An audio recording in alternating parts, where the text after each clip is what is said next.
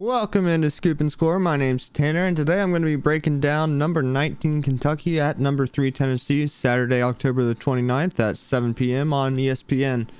And I think this is probably one of the sneakiest, best games of the weekend. In my opinion, this is a classic trap game for Tennessee.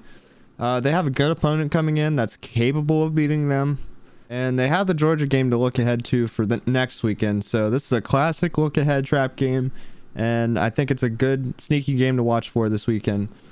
Tennessee won a wild game in this one last year, 45-42 at Kentucky. They get them at home this year. I just have this feeling that Tennessee's defense is going to let them down at some point. Just a little bit of an example as to why I think that. Does anyone remember last year's Ohio State team or the 2018 Ohio State team that played a bunch of teams really close that looked like they were going to lose a game all year, played a bunch of teams close that they were supposed to blow out?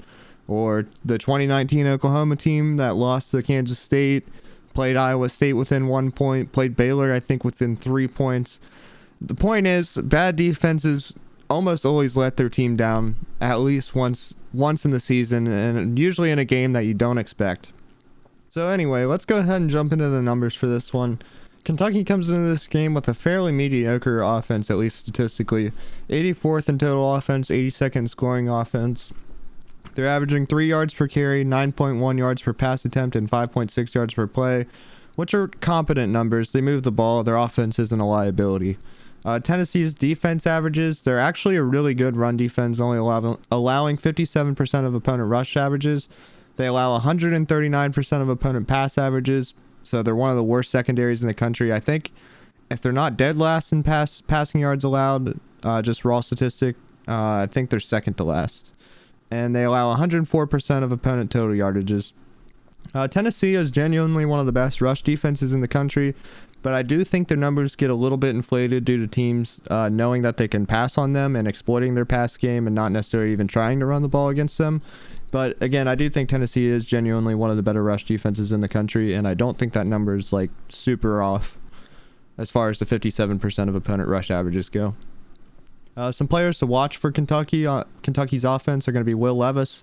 I think he's kind of the key to the game. He needs to show why he's a first-round draft pick, or that he is a first-round draft pick, in my opinion, because I don't think he is.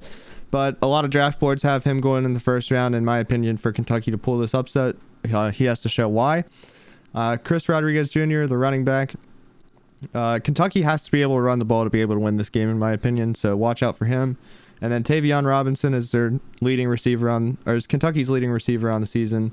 And I would definitely watch out for him against the Tennessee secondary to have a big game, especially if Will Levis can show why he's a first rounder. He is the favorite target for Will Levis. So let's switch sides of the ball here. Talk about the Tennessee offense against the Kentucky defense. And I think this is, I don't want to say the key to the game, but it's definitely something to watch for in the game. Tennessee comes into this game with the number 1 offense in the country, both scoring and total offense. 571 yards a game, 50 points a game. They average 4.6 yards per carry, 11.5 yards per pass attempt, 8.1 yards per play. One of the most explosive offenses in the country.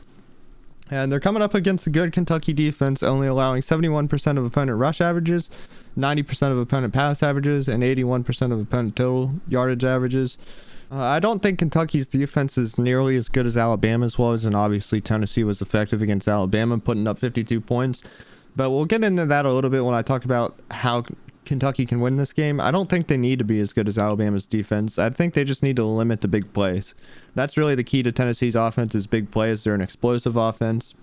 And if Kentucky can make Tennessee sustain long drives, who knows, you might force a turnover or two, and that puts you right in the game. So some players to watch for Tennessee are going to be Hendon Hooker, obviously, probably second in the Heisman race right now. Probably has the easiest path to win the Heisman if he can beat Georgia, win this game, beat Georgia, and beat Alabama again, like I said all year. If he does that, he will win the Heisman, and Tennessee will obviously be in the playoff. Tennessee has a 2 running back system, so their 2 backs to watch out for are going to be Jalen Wright and Jabari Small. And then the fourth player to watch out for Tennessee is going to be Jalen Hyatt, one of the best receivers in America, one of the most explosive receivers in America, and I look for him to have another big game. So let's go ahead and talk about how does Kentucky pull this upset. I've alluded to it a little bit, but how does Kentucky pull the upset? Kentucky has to be able to run the ball, possibly using Will Levis. Something I noticed statistically when I was preparing for this video is that Kentucky doesn't run the ball with Will Levis at all, which kind of surprises me. I don't watch the most Kentucky football, but watching Will Levis when he played at Penn State, that's literally all he did at Penn State was run the ball. I don't know how many times I even watched him throw a pass at Penn State. So when I looked up the stats for this game and saw that Will Levis has negative rushing on the season and that they hardly use him to run the ball at all, it kind of surprised me. So I would look for him to possibly run the ball a little bit in this game because, like I said, Kentucky has to be able to have some sort of run game to be able to have enough offense to pull this game out. Kentucky needs to limit the big plays for Tennessee and make Tennessee sustain long drives. Like I said, I already alluded to that. But again, just forcing Tennessee to have long drives opens them up to turnovers, and I do think they might need a couple turnovers to win this game. Will Levis, as I said again, he needs to prove why he's a first-round draft pick, or that he is a first-round draft pick. He needs to have a big game against this Tennessee secondary to keep pace with Tennessee so that Kentucky can have a shot in the fourth quarter to win this game. And then I think, as always, when you're a road underdog, early lead to get the crowd out of the game always helps. So let's go ahead and jump into the Vegas line and then jump into the model. Vegas has this game as Tennessee -12, Tennessee a 12-point favorite. Over-under is 61. ESPN's FPI has Tennessee at an 82.9% chance to win. Kentucky at a 17.1% chance to win, which I think is a little bit low. Like I said, I'd definitely give Kentucky a puncher's chance in this game. So let's go ahead and jump into the model. Kentucky is projected at 368 total yards, only getting 1.7 yards per carry, 12.7 yards per pass attempt, and 5.8 yards per play, scoring 24. It has Tennessee at 447 total yards, 3.3 yards per carry, 10.3 yards per pass attempt, 6 yards per play, and scoring 37. It actually has their yards per play and total yardage fairly close. It sees Tennessee being more explosive and more efficient with that yardage, and that opening up a 2-touchdown gap according to the model.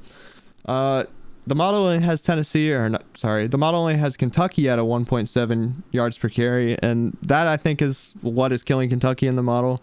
Again, Kentucky needs to get at least 3 to 4 yards per carry in order to win this game, or have a shot to win this game, in my opinion.